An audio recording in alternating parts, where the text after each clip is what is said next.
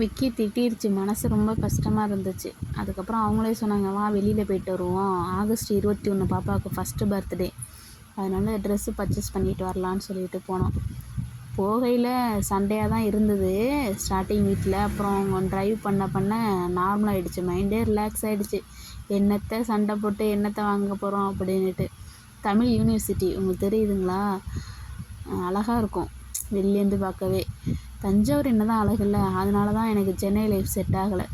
எனக்கு எங்கள் ஊரை தான் பிடிக்கும், அவங்கவுங்களுக்கு அவங்கவுங்க ஊரை தானே பிடிக்கும். ஏதோ என் கண்ணுக்கு மட்டும் எங்கள் ஊர் அழகாக இருக்கா என்னன்னு தெரில. விக்கிக்கு எங்கள் ஊர் பிடிக்கவே பிடிக்காது. எங்கள் ஊர் பேர் திருவேங்கட உடையான்பட்டி. எனக்கு கல்யாணம் பண்ணி கொடுத்தது வல்லம். நான் வந்து வில்லேஜ் தான், அதனால் என்னை அடிக்கடி பட்டிக்காடுங்கும். அது விளையாட்டுக்கு தான் சொல்லுவோம், இருந்தாலும் சில டைம் ஹர்ட் ஆகும். அது என்னமோ தெரில, மனசு என்ன தான் கஷ்டமாக இருந்தாலும் வாக் பண்ணாலோ அல்லது டிரைவிங் பண்ணாலோ மனசு லேசாகிடுது. அது எனக்கு மட்டும்தானா இல்லை எல்லாருக்குமான்னு தெரில.